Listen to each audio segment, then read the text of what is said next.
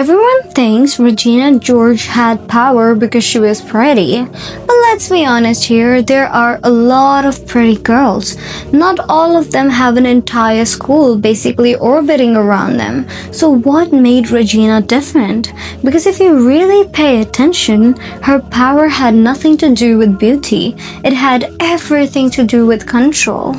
Hi, yes, hello, I'm Lavisa and welcome back to Lavisa Diaries. Today we're talking about Regina George from Mean Girls and the real reason behind why Regina George had so much power. In the show, Regina George isn't just a mean girl, she's actually one of the best examples of how social power works in real life. And the scary part, most people don't even realize when they're being influenced like that. Regina didn't go around forcing people to do things. She didn't need it to because she controlled something way more powerful, how people were seen. Who was cool, who was embarrassing, who mattered, and who didn't. And once she set that perception, people started adjusting themselves automatically. They changed how they dressed, how they talked, who they associated with. Not because Regina told them to, but because they didn't want to fall out of that image. And that's the first rule of power. If you can control perception, you don't need to control people. Okay, now this is where it gets a little darker. Regina understood something most people ignore. Everyone has insecurities, and instead of attacking people directly, she used those insecurities subtly.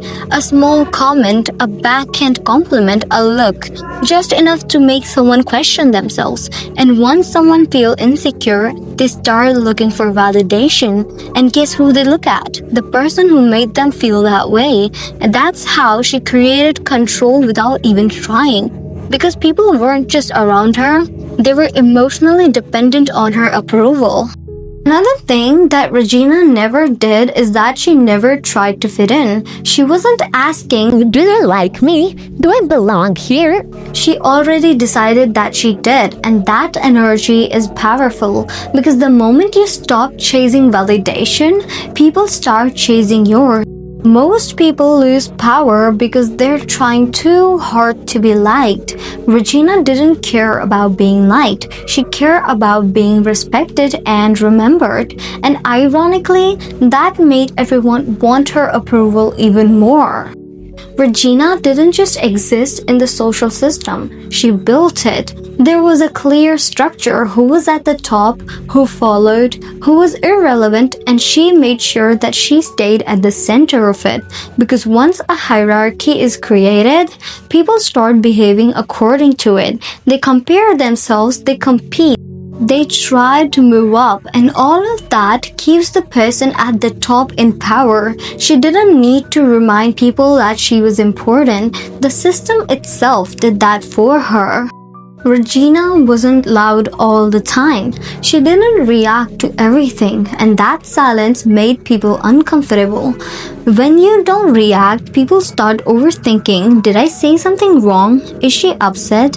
What is she thinking? And suddenly, they start adjusting their behavior without you even saying anything. That's the power of saying less, because when you're unpredictable, people pay more attention. Regina didn't follow trends. She was the trend. She didn't ask what was acceptable. She decided it. And once people see you as the standard, they stop questioning you and they start copying you.